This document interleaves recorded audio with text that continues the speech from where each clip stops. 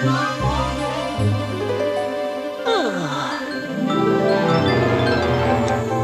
hello. Whoops. Art Attack is sponsored by Pridstick. This is an art attack. This is an art attack. This is Art Attack.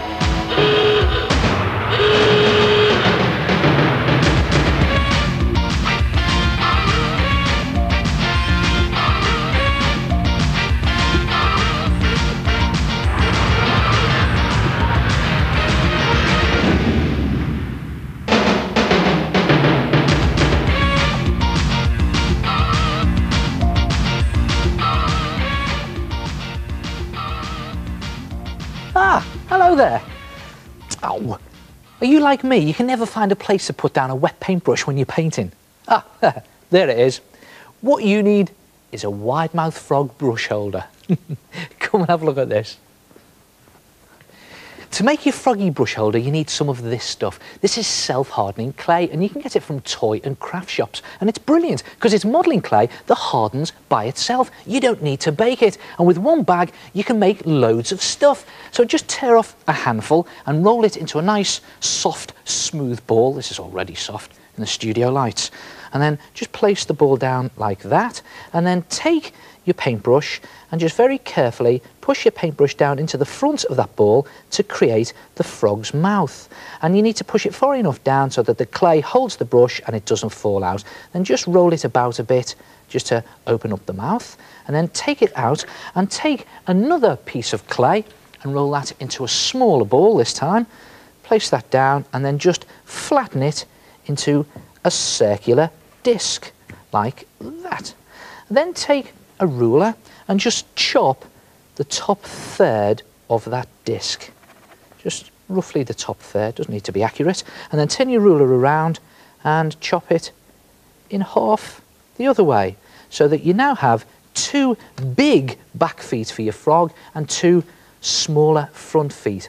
Then, to create the sort of frog's webbed feet effect, just make small indentations into the clay with the side of your brush on its edge, like this. And then, just very carefully, lift the ball up, turn it over with the mouth at the front, and just dab on some water onto the underside, and this will act as a sort of glue on the clay, so that you can then stick on those feet and put the two big back feet on the back, sticking out to the side, and the two smaller front feet can go on just underneath the mouth. And you need to be very careful with this. You can take some time doing it. I'm just doing it quickly to show you here. And just put that last one in there like that, and then very carefully turn it back over and put it to one side.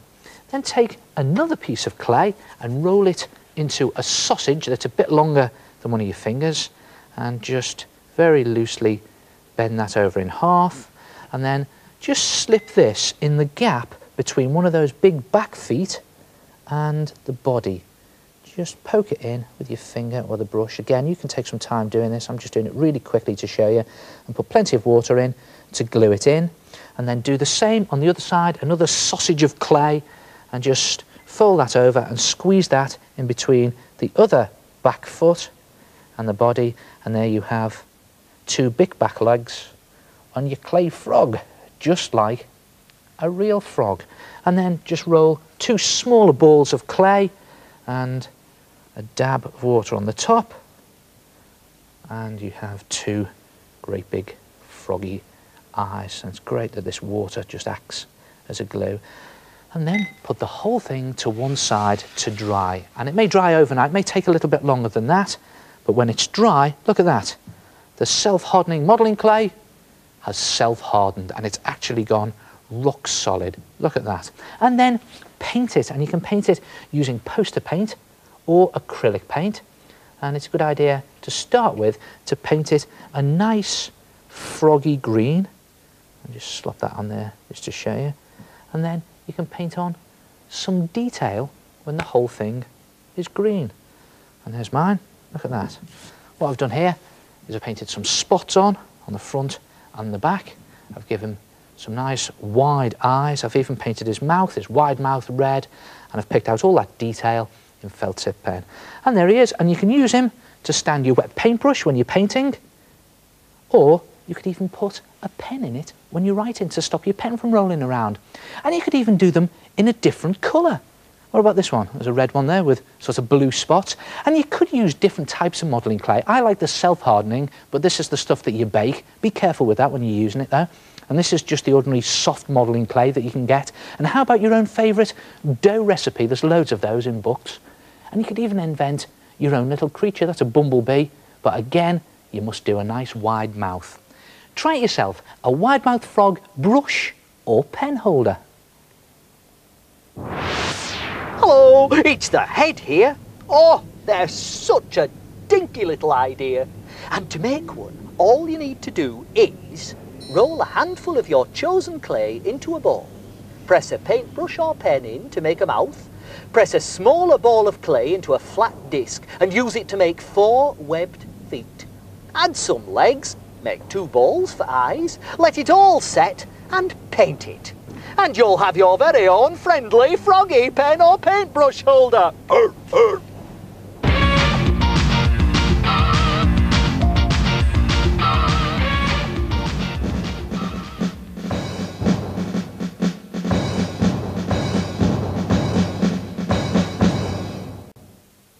You know, sometimes when I'm trying to think of ideas for big art attacks, I just fancy doing something really arty.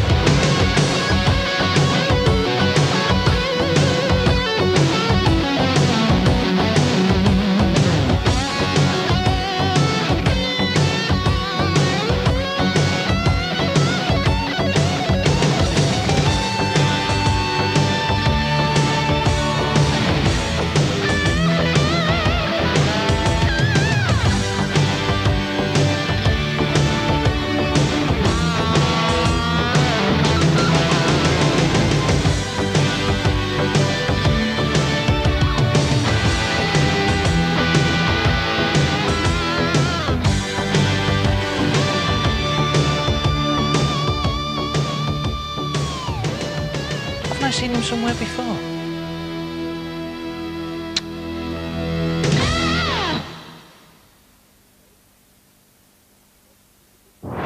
Oh, that was very artistic. I've always wondered what he kept in his pencil case. Hey, do you want to see the picture I laid out using what's in my pencil case? Not bad, is it? See what I can do when I try. My mum will like that, she will. Here's one for you. Have you ever seen this stuff? Embossed lettering. It's lettering that has been specially printed to stick out from the paper. Now, it looks very professional, but it's also very expensive. So why not make your own? All you need is a cheap piece of coloured paper and 2 wax crayons.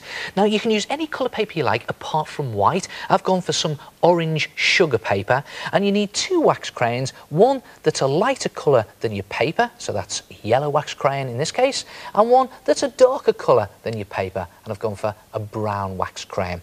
Now, to do your lettering, you have to decide what it is you want to write first. Now, it could be your name, or you could be making a poster, and the idea is to do thick, chunky lettering.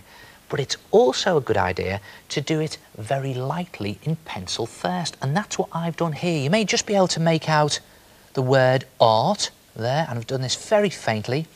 Now, to make it embossed and look as if it's sticking out from the paper, just take your light crayon, in this case it's a yellow wax crayon, and just pick out the left-hand lines on each part of each letter. So there's a left-hand line on that part of the letter, and you also need to pick out the left-hand lines and the top lines of each part of the letter. So there's a top line up there like that, and there's a top line on that bar that goes across the A.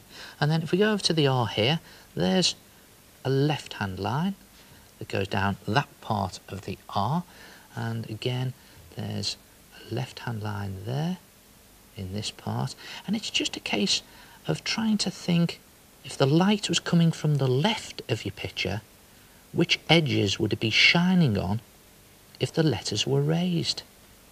And let's just go over to the T, and there's a left-hand line there, and then a top line there and there. Now, if the light was over to the left and shining on the top, then the right-hand edges and the bottom edges would be in shadow, and that's what we're going to do now. Take your dark wax crayon and just pick out the right-hand edges of each part of those letters. Look, that stick there on the A, there's a right-hand edge, and on this stick here, there's a right-hand edge there, and a right-hand edge there, and there's a bottom edge, because that would be in shadow, and another bottom edge there. And look at that, that's starting to look embossed. I'll do the same on the other letters. Go along the bottom edges and the right-hand edges of each part of the letter, and there's a bottom edge in there, and that top edge on the R comes round. You've got to watch it on the curved letters, comes round to the right hand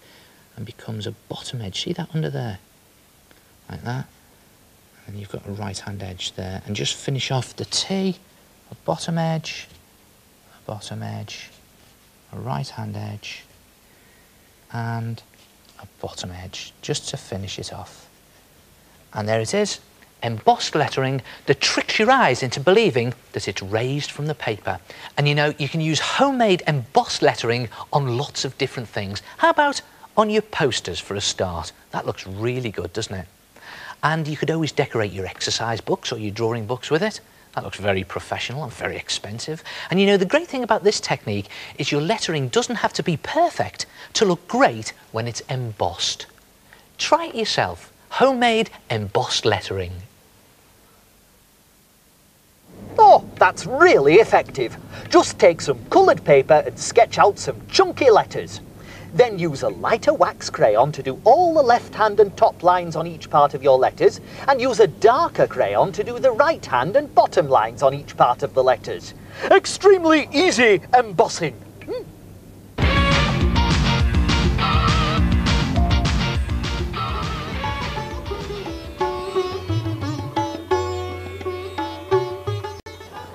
Hello, my name is Charlie, and I looked at the light, shape and colour of an eye. Then I drew a giant one so it stares out at you. Hi, my name's Nicola, and I had an art attack by drawing a larger-than-life eye. I'm Amika. I looked at the different colours in my classmate's eye and studied where the light hit the pupil. Then I drew one. Hi, I'm Vicky. And I'm Louise. And we observed each other's eyes and drew a huge one. We then shaded it With all the colours we had seen. Then we covered it in PVA glue to give it a more shiny effect. What a brilliant art attack. Big eyes. Here's a bit of fun. Try making an eye. Blow up a round balloon so that it's just a little bit smaller than your head. And then take some PVA glue and mix it in equal parts with water and just slop it onto your balloon and paste on some strips of newspaper. And the idea is to cover the balloon in 3 layers of newspaper and glue papier-mâché. It won't take you long to do that. Just slop on big strips of newspaper, and when it's done, leave it to dry, and when it's dry, it'll look something like that. And look at that, the 3 layers of PVA and newspaper have gone rock solid, and you notice I haven't got all the way to the end there. That's so I can get my scissors in to burst it. Oh, there it goes inside. And I can now get the scissors in and cut the papier-mâché balloon lengthways from the top to the bottom. And when you've done that, you've got 2 halves. Look a bit like masks, don't they? Then paint those 2 halves. Paint one white and one to match your skin. Now, this white one is actually going to be your eyeball. And the thing to do on the eyeball is to just very carefully draw an outer circle like this. And that's for the iris of your eye, and then do an inner circle for the pupil. And then you can paint it any colour you want. You can use poster paint or acrylic paint for this. I'm going to use some poster paint. And again, you can do it any eye colour, blue, brown, grey or green. And what I'm going to do here is I've got some blue. I'm going to do a blue eye, and it's just a case of flicking in across the pupil like this. And it doesn't matter if you go over that pupil, because we're going to paint that black in a minute, but whatever you do, don't go over that outer line. And when you've done the whole of the iris, just dip your brush into some black paint and just dab it around the outside edge of your iris, because if you look closely at your iris in a mirror, it tends to be a little bit darker around the edges of those coloured streaky bits. And when you've gone around the outside edge of the iris, just colour the pupil, the middle bit, in black. And it's a good idea to just leave a white circle as a sort of highlight. And when you've painted it, just leave it to one side to dry, and then take the other half, the half that you painted the colour of your skin, and cut that into 3 equal bits. See that? 3 equal bits, and then throw one of those bits away. You won't need it. Take those other 2 bits, they'll be the eyelids, and then take your eyeball and glue the top edge of your eyeball and the bottom edge of your eyeball. Just a little strip of glue along both, and press those eyelids into place like that. And then leave the whole thing to one side to dry. And when it's dry, look at that. The eyelids actually stick out slightly from the eyeball, so it looks 3D. And I've even put on some eyelashes, just painted those on. And you know what? The weird thing about these big eyes is that wherever you put them, if you put them on a desktop or even if you hang them up, the eye just seems to follow you wherever you go. Try it yourself, a big eye. And I'll see you next time. Ta-ra!